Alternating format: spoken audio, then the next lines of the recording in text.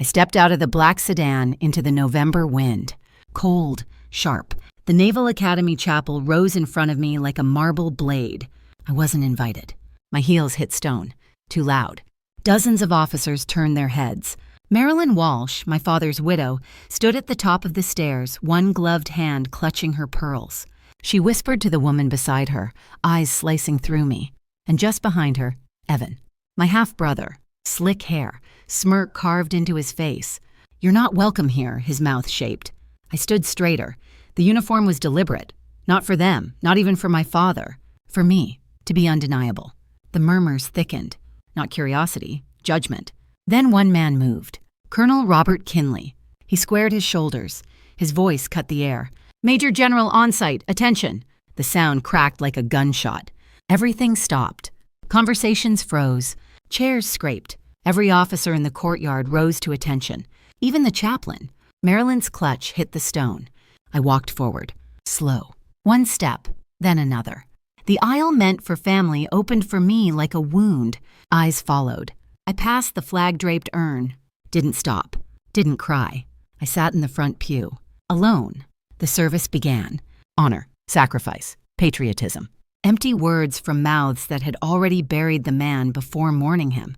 Afterward, the crowd drained out. No one met my eyes. Not Marilyn. Not Evan. Kinley came to me last. "I'm sorry," he said. "For what?" "For not stopping them sooner." He pressed something into my hand. An envelope, cream paper, wax seal, my father's initials in heavy ink. His voice dropped. He knew they'd erase him. He wanted you to find the truth. And then he was gone. I opened it alone. Inside, a single key card, and 2 words in my father's handwriting. Project Cascade. Underneath, another. Ask Noah. This was the moment everything changed. The funeral they tried to turn into my exile became my beginning. They wanted silence. I chose war. Like, share, and stay with me, because this is the story of how they erased my name and how I burned their legacy to the ground. The chapel emptied, like someone had pulled a plug. Shoes scraped the marble. Whispers followed me out like gnats. No one touched me. No one dared. Outside, the cold bit harder. I stood still while they filed past. Officers, senators, widows in veils. None of them looked at me. Marilyn swept by without a glance, silk scarf snapping in the wind. Her perfume smelled like triumph. Evan stayed behind just long enough to smirk. He didn't need words. I clenched my fists in the pockets of my coat until my nails cut skin. I bled quietly. Inside the chapel, they had spoken about family. But on those steps, I understood exactly what I was. An intruder. I left before the last bell stopped ringing. 6 hours later, I was alone on a narrow road, the trees closing in, that envelope still heavy in my pocket. No one knew I was driving to see Noah. I didn't text, didn't call. I just drove. I remembered his name from the last time my father ever mentioned him, years ago, in a single sentence cut short. After Kandahar, he disappeared. Now he was my only lead. The cabin appeared out of nowhere. Old wood. Satellite dish that hadn't worked in a decade. I parked. I knew I was being watched. I walked up slow, my boots on the porch boards. The door opened before I knocked.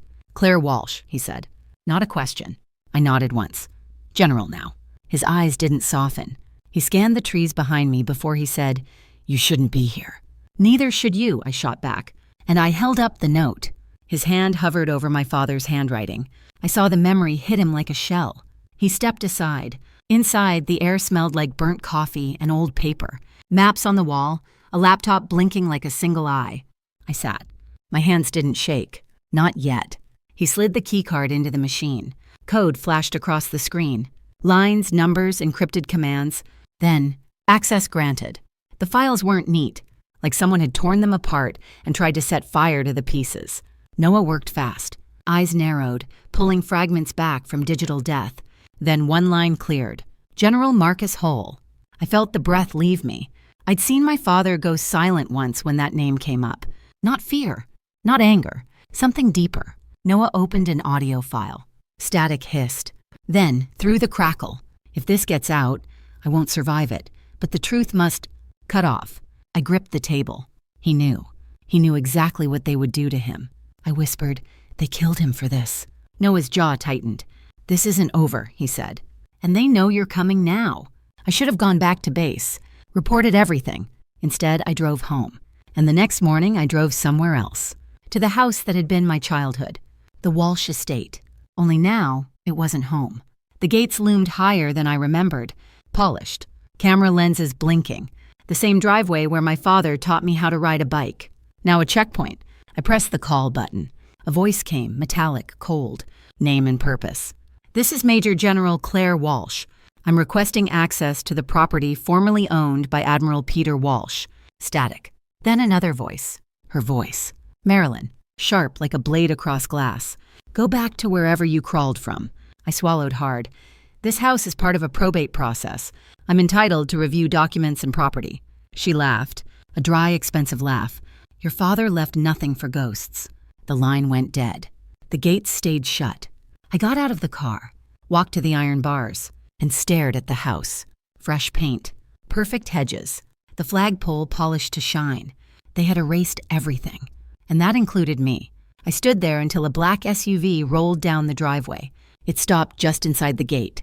Evan stepped out, casual shirt, sunglasses, same smirk. Well, he said, if it isn't the prodigal daughter. Back for the scraps? I'm here for answers. You're late, he said. The estate was finalized weeks ago. You finalized it without notifying me. He shrugged. Dad rewrote everything before he died. You're out. Clean break. Show me the final will. He laughed, loud and theatrical. What are you going to do? Threaten me with a court-martial? Not yet, I said. But I will file a motion to review the estate proceedings. He leaned closer. Low. You were never part of this family. I turned away. I didn't let him see my hands shake. Every step back to my car was heavy. The gravel crunched like bones under my boots. Inside, I gripped the steering wheel so hard my knuckles burned. Through the gate, the house stood perfect. A monument to exclusion. And in my head, a voice, ask Noah. This wasn't just about a key card anymore. This was about everything they had stolen. About a girl they buried long before her father's ashes. I wasn't crying. I was done crying. This wasn't grief. It was fuel. And I was going to burn them down. I called Noah that night. No small talk. Just one question. What's Project Cascade really about? Because they're guarding it like life or death. Silence. Then his voice, low. You need to come back and bring that card. His cabin had turned into a war room. 3 monitors glowing. Cords everywhere. Every corner humming with paranoia. He barely looked up when I walked in. You brought it? I handed him the card. He slotted it into a different system this time. Deeper, cleaner. The decryptor lit up. Lines of corrupted audio pulsed across the screen. What is that? Your father encrypted it himself. It's a mess, but not unsalvageable. The first pass was all static. Then, buried under the noise, voices. The first one calm, clipped. Ensure this stays compartmentalized. No leaks, no names. Another voice answered.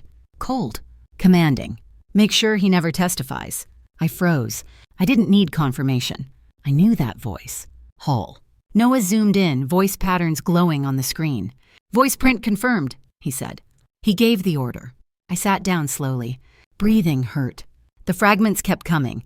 Names, senators, colonels, like rotten teeth pulled one by one. Each line unfinished, but sharp enough to cut through skin. Then my father's voice. If you're hearing this, I'm dead. But if she's hearing this, it means she found it. I pressed my hands flat on the table. They took everything. His name, his files, his legacy.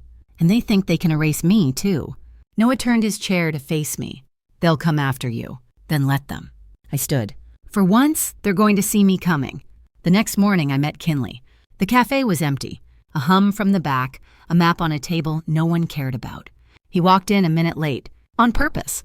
He didn't salute. Didn't even call me by rank. Claire, he said. I slid the flash drive across the table.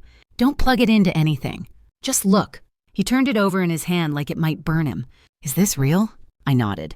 He closed his eyes for a second, then whispered, Jesus. I need access, I said, to someone who still remembers what duty means. He slipped me a folded napkin. Inside, a name, a time. She's clean, he said. Pentagon knows how to keep things off radar. Thank you. You're not asking for favors, Kinley said, standing. You're asking for a war to be noticed. That's different. I sat alone after he left. The rain hit the window like static. Back at the cabin, Noah was pacing. You gave it to Kinley? Just enough, I said. You're in their den now, he warned. I need to know where the tripwires are. He handed me a tablet. "You got a message while you were out. Encrypted email." I ran it through a relay. The subject line was blank. The body cold. "Internal prep underway. Holston briefing. Memo draft attached." I opened the file. Talking points. Strategies. Character discreditation. Mental instability. Family estrangement. They were already writing my obituary while I was still breathing. "He knows I have it," I murmured. "And he's already spinning the story." "What do you want to do?" Noah asked. "Exactly what they're afraid of." I didn't sleep. I sat in the chair all night reading the transcript of my father's last words again and again. Every line a nail in a coffin they thought they'd sealed. The next morning, the city looked gray, blurred by rain. I went to the Walsh Foundation annual meeting, legally, quietly. I had standing. The boardroom gleamed like a stage. Mahogany walls, polished brass. The table was too long, too shiny. Evan saw me and froze. "You've got nerves," he hissed. "I'm just exercising my civic duty," I said. Marilyn didn't speak. She smoothed her scarf and looked away. The board members murmured, uneasy. 2 new faces sat near the end. Auditors. They noticed everything. I took my seat at the far end, deliberately aligning myself with the projection screen. Evan sat across, smiling like a schoolboy with a secret. The meeting began. Platitudes about grants, veteran services, impact. Page after page, until page 5. "I have a question," I said. Evan's jaw tightened. "Now's not the time." The auditor looked up. "We can take a few. Page 5, line item 72C. Can someone clarify what that program entails?" A ripple ran down the table. Marilyn's pen stopped. "Excuse me?" "Program 72C, I repeated. "It appears under November's discretionary transfers. Roughly 32,000. Evan's voice dropped low. "That's internal logistics." "Interesting name for logistics," I said. "It's not listed in last year's report, or in public filings." The auditor flipped through the binder. "I'm unfamiliar with that designation." Marilyn laughed. "Too fast. It must be a clerical error. Accounting codes things differently. Then I'm sure a double check will clear it up," I said. The auditor nodded. "I'll flag it." I pulled out an envelope. Sealed. I slid it across the table to Evan. "You might want to double check your November transfer logs." He didn't open it. He just stared at it like it was poison. The air shifted. Marilyn coughed, too often. Evan's foot tapped a silent metronome under the table. The auditors wrote more than before. When the meeting ended, I stood slowly. No words, no smiles. And I walked out. Outside, the wind howled across the pavement. All 4 tires on my car were slashed. Neat, deliberate cuts. And under the wiper, a photo. Me and Noah at the cabin. Leaning over a map. Someone had been watching. No note. No signature. Just a warning. I picked up the photo, my pulse pounding, and forced my hand to stay steady. The email came at 02:13. Notification of administrative review. Immediate attendance required. No details. Just a time. A room number. I stared at the screen. Cold fingers. I knew what this was.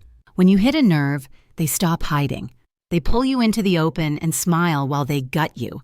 The tribunal building was colder than outside. Sterile walls. A single table. Chairs that squeaked like they were trained to. Major Rivera sat in the center. Her posture perfect. "Major General Walsh," she began, voice clipped. "You are here for a preliminary inquiry regarding potential violations of protocol concerning classified materials." No warning. Straight to accusation. I sat down. "Clarify," I said. She tapped her fingers on a digital pad.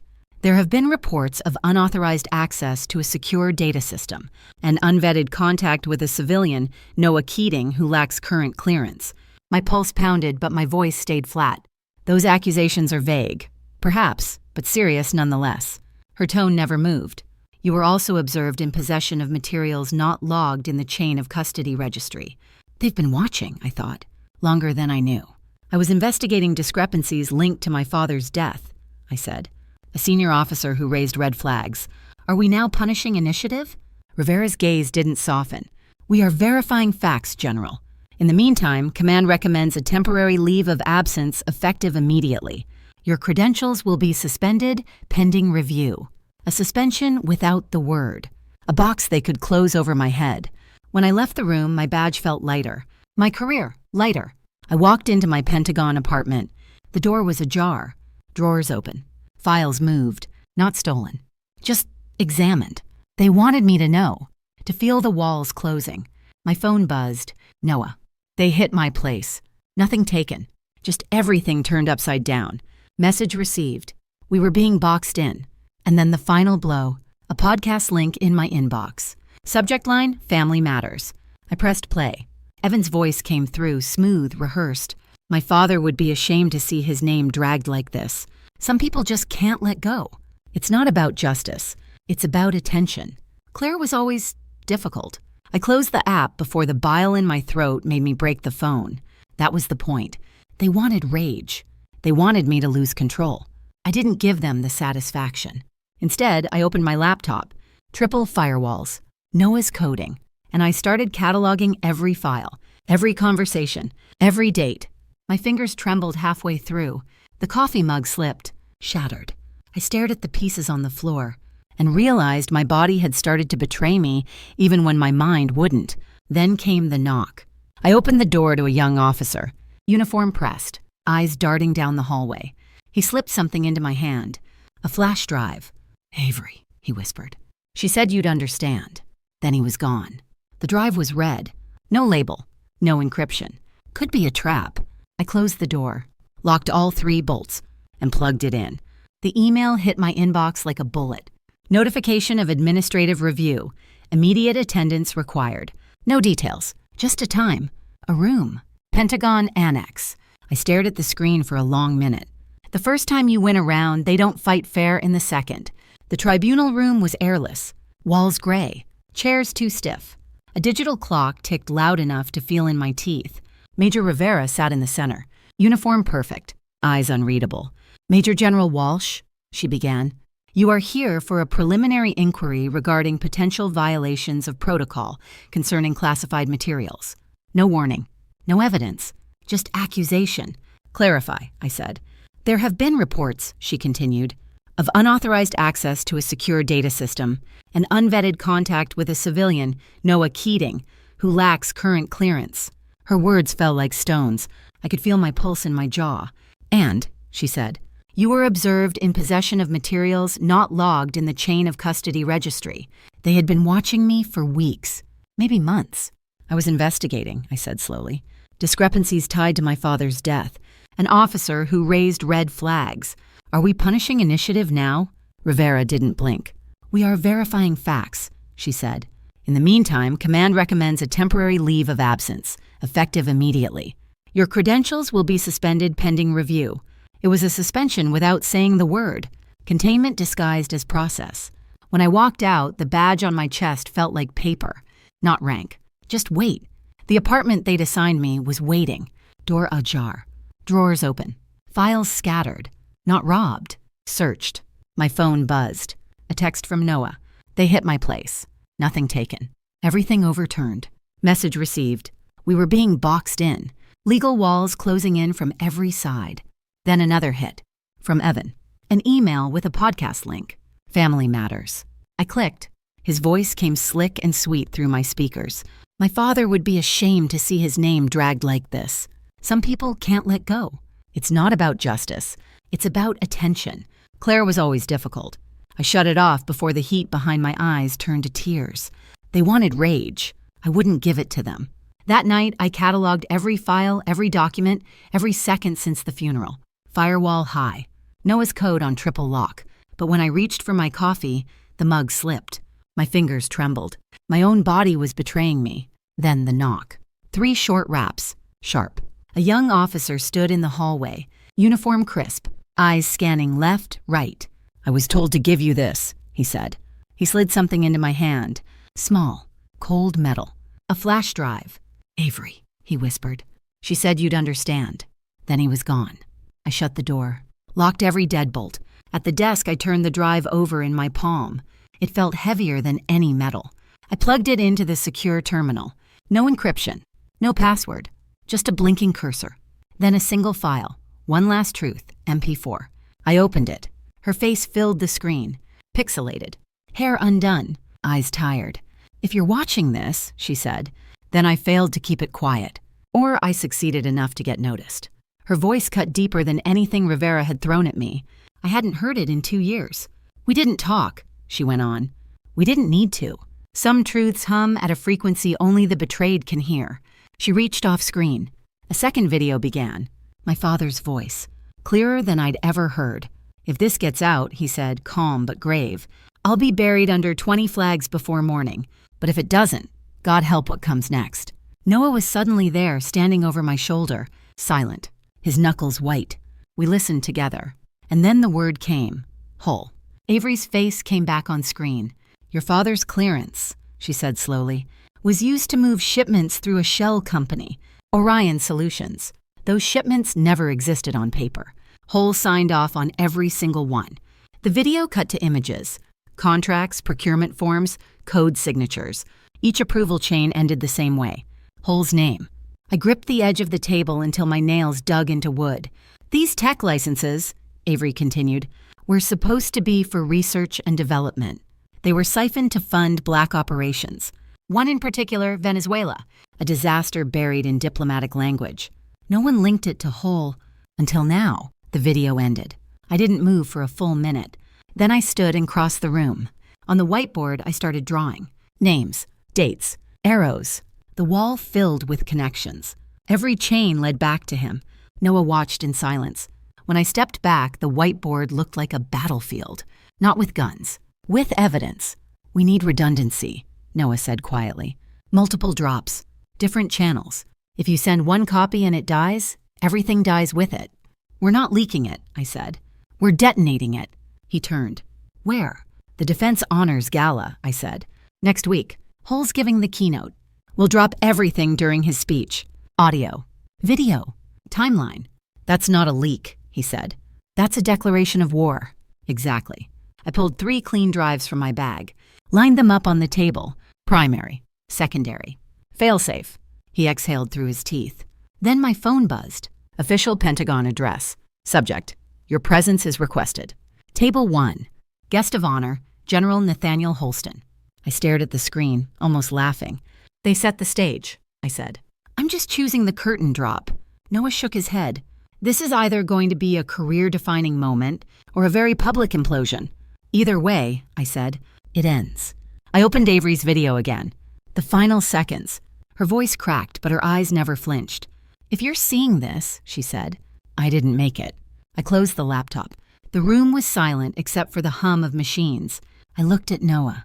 They thought they could bury him. And me. He nodded. They're wrong. For the next 2 hours, we worked like we were back in a war zone. Every file double encrypted. Every backup mirrored to an off-grid server Noah trusted. A second backup hidden beneath the floorboards. We weren't paranoid. We were careful. I packed the primary drive into a sealed case, slipped it into the lining of my coat.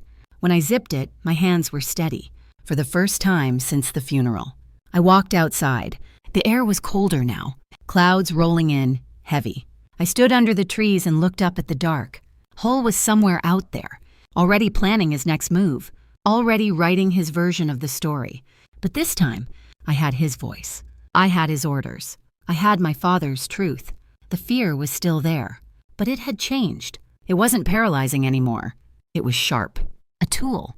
Inside, Noah powered down the systems one by one, screens going dark. When the last monitor turned black, the cabin felt like a bunker. Safe.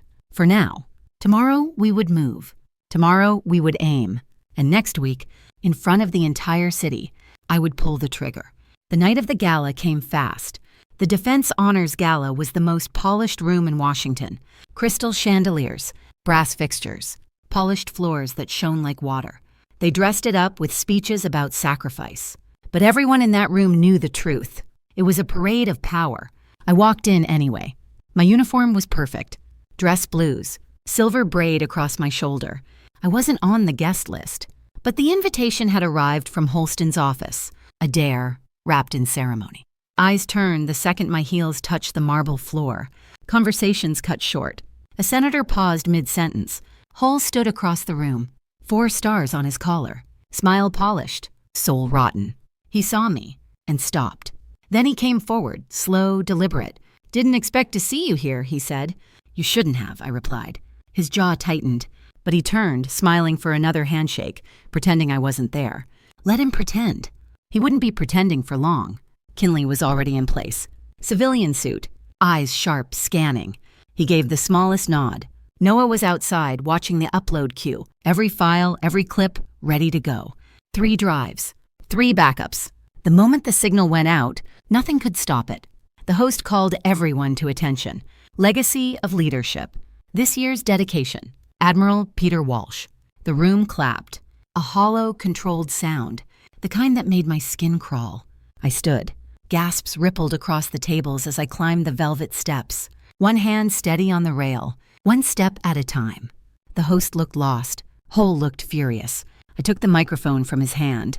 "My name is Major General Claire Walsh, Menta," I said. "Daughter of the man you honor tonight." The hall froze. Forks paused halfway to mouths. Every camera turned toward me. My father did not die a simple man. He died carrying a truth that none of you dared to uncover. I reached into my jacket, pulled out the remote. One button.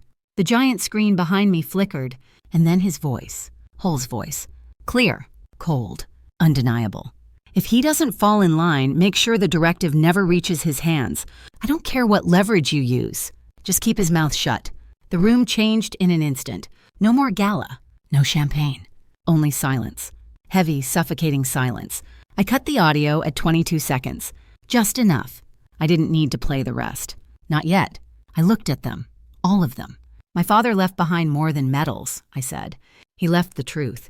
The full audio and documentation have already been submitted to the Inspector General. Tonight, you toast legacies. Now toast accountability." I stepped back. No applause. No movement. Just a current running through the room like electricity. Near the back, I saw movement. 4 military police officers entered quietly. Formation tight. Hull turned sharply. Too late. He didn't say a word as they walked toward him. Didn't even look at me. He just walked out. The 4 followed. The scaffolding had begun to fall. By morning, the city was on fire. Not with flames, but with headlines. The audio clip spread everywhere. Newsrooms dissected it frame by frame. Talk shows repeated the line, "Keep his mouth shut." 2 senators released statements, gravely concerned, unaware of Hull's misuse of authority. Of course they were. In Washington, guilt moves fast, but denial moves faster. I stayed in the Pentagon's press center, flanked by 2 guards. Not for my protection, for containment. Reporters shouted questions I didn't answer. Back in the safe house, Noah handed me a cup of coffee, the same one I hadn't finished the night before. "You just detonated the Capitol," he said. "Good," I said. Holston's name was everywhere. Every ticker. Every screen. Clips of the gala rolled on repeat. My uniform. His voice. And the moment the MPs walked him out, Marilyn was ambushed at a charity brunch. Cameras caught her mid-speech as a reporter whispered in her ear. She froze. I knew that look. Collapse under gloss. Evan deleted every Walsh Foundation page within hours, scrubbing history like a coward. But screenshots never die. By noon, the Inspector General had confirmed an internal investigation. That was all it took. The dam had broken. The next day, I received a sealed envelope. Inside was a memo stamped Priority Breach Protocol. Holston had tried to erase my father's files even in his last days, but the system denied his requests. Too late. What stopped him wasn't denial. It was a backup my father had set under my credentials, an encrypted contingency. I sat on the floor, opened the laptop, and entered my key. Files flooded the screen, audio, metadata, visual logs, dates, timestamps, one final recording. Hull in a dim room, leaning forward, voice low, caught on hidden surveillance. "If he keeps digging, he doesn't make it to Christmas. I'll bury the bastard before he buries me." I closed the laptop. I didn't even blink. Justice doesn't kill. It shows who's already dead inside. 2 days later, the tribunal chamber was full. Brass lined the benches, rows of stars and ribbons. But this time, Hull sat alone. No rank, no decorations. "All decorations revoked," the tribunal leader said. "Dishonorable discharge effective immediately." No applause, no gasps, just the sound of a career ending. He stood, chin high, eyes empty. Then he left. No words, no fight, nothing. Fallout came fast. The foundation board met the next week. Evan sat pale, hollow-eyed. Marilyn beside him, pretending to be untouchable in a pale blazer. The auditors opened the files I'd handed over months ago. Grants, offshore accounts, fraud. "This is a vendetta," Evan tried. "She's weaponizing grief to destroy us." The lead auditor's voice was cold. "Sir, these violations are federal. Family is not a defense." By that night, the Walsh Foundation's assets were frozen, the gates to the estate sealed. Reporters caught Marilyn leaving a downtown hotel, her voice sharp, cracking. "She's a traitor in uniform. She destroyed her father's legacy to make herself look like a hero." I didn't watch it twice. Let her choke on her own noise. 2 days later, a judge ruled. Due to ethical disqualification, Mr. Evan Walsh is hereby removed as acting executive of the Walsh estate and trustee of the foundation. The courtroom stayed silent. No celebration. Just a shift. Not triumph. Closure. I walked out and lit a match. My father always said, "Fire makes you honest. It shows you what's left when the lights go out." That night, a government courier knocked on my door. An official document. "You are hereby appointed sole trustee of the Walsh Family Foundation, effective immediately." After the fire, all that remained was what refused to burn. I stood at my window as twilight cut across the city. The streets below shimmered with headlights. For the first time in months, the weight on my chest lifted. Hull was stripped. The estate was out of their hands. And this time, I wasn't standing outside the gates. No one could lock me out anymore. The sun was low, cutting long stripes of gold across Arlington Memorial Park. I sat on a weathered bench that had been there longer than I'd been alive. Beside me, wrapped in a wool shawl, was my mother. Her eyes stayed fixed on the photo frame in her hands. It was the three of us. Before the fracture. Before Marilyn. Before all of it. "I thought this was lost," she said, her voice quiet. "It was," I said. "Noah cleaned the water damage and the burn on the corner. He said it felt honest to keep it as it is." She brushed her thumb across my father's face, then across mine. I sat there watching her, wondering how many versions of him she carried in her head. The man, the officer, the father. None were simple, all of them ghosts. A group of veterans passed by slowly, ribbons catching the light.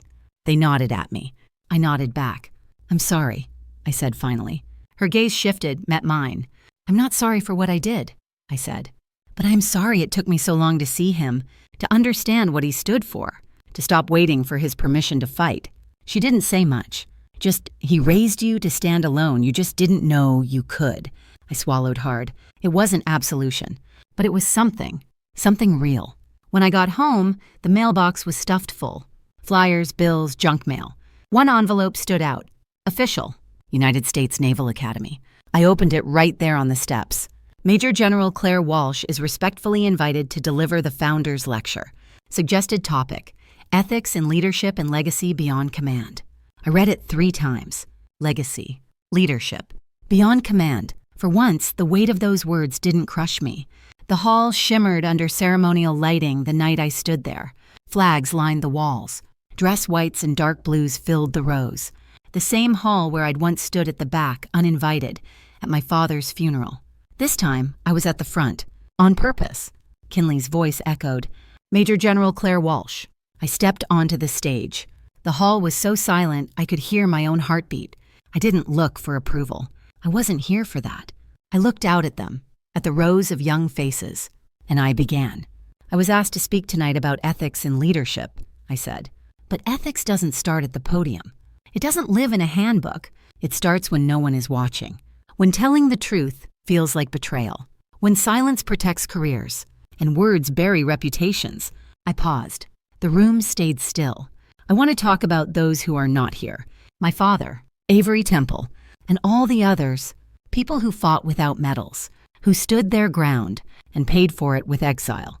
I let the air settle. Justice isn't always swift, and legacy isn't always inherited. Sometimes you have to earn it. I glanced at Kinley. He didn't move, but I saw it in his eyes. He remembered the chapel that day. He remembered being the only one who stood. "We train to follow orders," I said, "but we are defined by when we choose not to. Leadership is not command. It's conscience. It's accountability, even when there is no incentive to care." I stopped there, stepped back from the mic. At first, there was silence, and then someone stood, then another, and another. In seconds, the hall was on its feet. No music, no cues, just the sound of people standing. Kinley walked up the steps. In his hands, a folded flag. He placed it in mine. "From the Department of the Navy," he said, "and from those who remember him rightly." I held it steady. I didn't cry. Not there. When I turned to leave the stage, a young cadet stopped me, barely 19, hands shaking as he held out a notebook. "Ma'am," he said, "would you sign this? It's for my sister. She's applying next year." I signed my name. Backstage, I looked at the large black and white photograph of my father on the easel. Not the man they tried to erase. The man they couldn't. I didn't salute. I didn't need to. We'd finished that loop. The weeks that followed weren't easy. The foundation had to be rebuilt from the ground up. The estate was stripped of pretense. But for the first time, it felt honest. Noah stayed close, still sharp-eyed, still guarded. But there was something lighter between us. Trust. The kind built only in fire. Sometimes I still hear my father's voice. Not in the files. In the quiet. "Test their silence," he used to say. "When they panic, you'll know you're close." They panicked. And now, finally, it's quiet. I stood one evening on the steps of the Naval Academy. The sun setting, light sliding like molten gold across the stone. Cadets walked past, some nodding. A few whispered my name. I let the breeze cut across my face. The same wind that had once stung my cheeks the day I was locked out of his funeral. This time, I wasn't outside. I was here. Exactly where I was meant to be. Betrayal had silenced me once, but the truth gave me a louder echo. What began as a daughter's grief ended as something else, a reckoning that toppled an empire built on lies. Justice didn't come quickly, but it came. And when it came, it carried weight, like the final note of a long-forgotten song. Justice may arrive late, but when it does, it resonates. If this story moved you, share it. Type 1 if you've felt seen. Type 2 if you're still waiting for justice to be heard.